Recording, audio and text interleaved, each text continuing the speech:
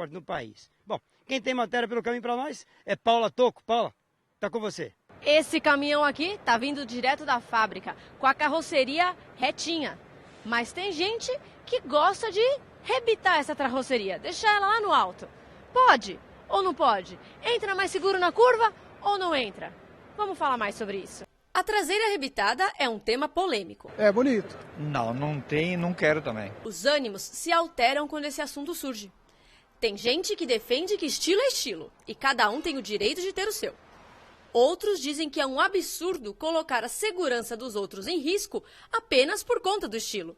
Outros ainda defendem que aderiram à traseira arrebitada porque isso faz com que o caminhão entre mais seguro na curva. Lá na SAE, encontramos um engenheiro que tratou sobre esse assunto em seu mestrado na FEI, uma das faculdades de engenharia mais importantes do Brasil.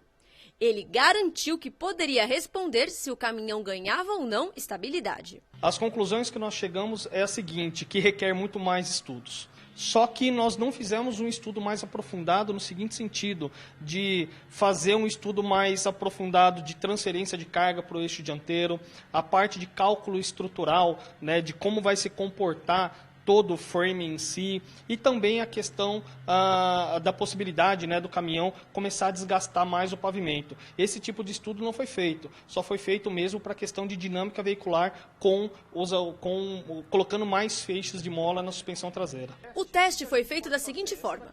Ele dirige em uma pista redonda, primeiramente com o veículo original, com 6 feixes de mola. Ele faz uma aceleração constante até tombar. E o primeiro veículo tombou a 71 km por hora. Na segunda volta, ele usa um veículo alterado com mais 6 feixes de mola, ou seja, 12 feixes de mola. Faz o mesmo trajeto e vai acelerando de novo até tombar. E o veículo modificado tombou a 82 km por hora. Foram mais de 10 km por hora de diferença para tombar o veículo alterado. A gente conseguiu comprovar por simulação que, a princípio, melhora a estabilidade do caminhão, colocando mais feixes de mola, ou seja, deixando a suspensão traseira arrebitada, né, a traseira arrebitada, porém colocando mais feixes de mola e não calço. Isso daí é importante dizer. Por que não calço? A grande maioria que a gente vê no mercado é colocando um calço na suspensão traseira. O calço ele só vai aumentar o centro de gravidade e, de certa forma, não vai enrijecer a suspensão. Já colocando mais feixes de mola, você vai aumentar o feixe de gravidade, você vai aumentar o centro de gravidade, porém, de certa forma, você também vai enrijecer a suspensão. Isso faz, de uma certa forma, uma compensação, tornando o veículo melhor em estabilidade. Então, os motoristas não estão enganados quando têm a sensação de estabilidade com a traseira arrebitada. Claro, aqueles que fazem isso com molas e não com calço. Mas não é apenas isso que é levado em conta ao se proibir a traseira arrebitada. A maioria dos engenheiros concorda que essa prática gera um maior desgaste do caminhão. Também diminui o número de empresas que agregam esses veículos. Para o nosso ramo é ruim, primeiro de tudo. Nós carregamos madeira com empilhadeira, então é complicado. Porque não dá para encostar nas rampas. E que rampas que você não consegue? Em supermercado, onde descarrega, né? Mas até aí, o problema é do dono do caminhão. Porém, se isso gera transferência de carga para frente e compromete a capacidade de frenagem do caminhão, ou se causa maior desgaste do piso, aí vira um problema de todos. Existe ainda uma questão mais grave, quando alguém bate na traseira de um veículo arrebitado. Para a gente ter outra base de comparação, a gente olha um caminhão desse. Essa batida aqui não foi causada por um caminhão com a traseira arrebitada, mas poderia ter sido, porque até aqui a gente tem mais ou menos 1,70 m. E os caminhões com traseira arrebitada têm daí para cima. E o que isso quer dizer? Que quando um caminhão comum bate na traseira de um caminhão com a traseira arrebitada, essa traseira vai direto no motorista.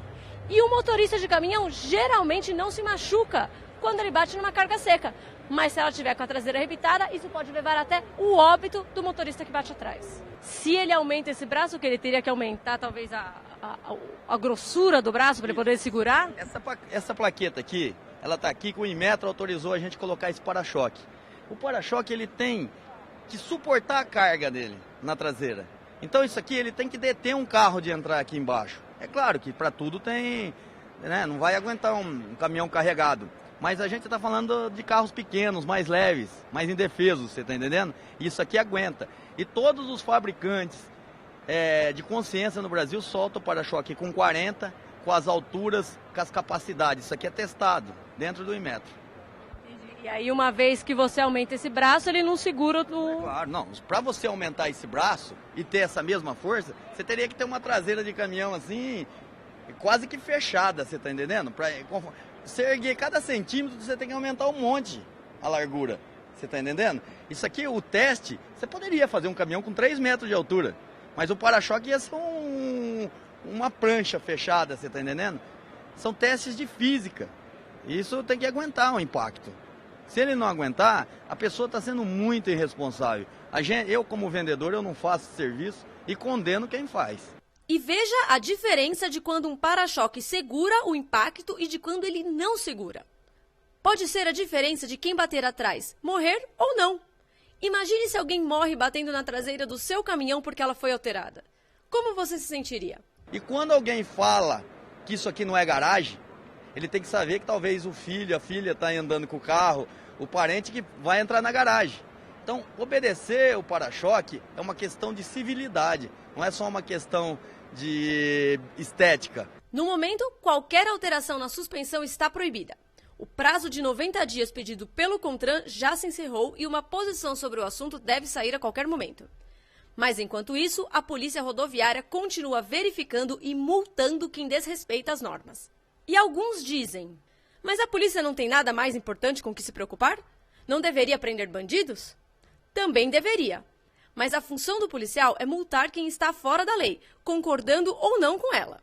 Só porque existem problemas maiores, isso não quer dizer que a polícia não vá prestar atenção nos pequenos. Se fosse assim, enquanto existissem ladrões soltos no mundo, ninguém mais seria multado por ultrapassagem proibida ou por transitar no acostamento. E todos sabemos que essas práticas são prejudiciais ao trânsito. Então, se buscamos um país melhor em todos os sentidos, precisamos pensar no outro e fazer a nossa parte para um trânsito mais seguro. Mesmo que isso signifique abrir mão de um estilo ou fazer uma curva em menor velocidade.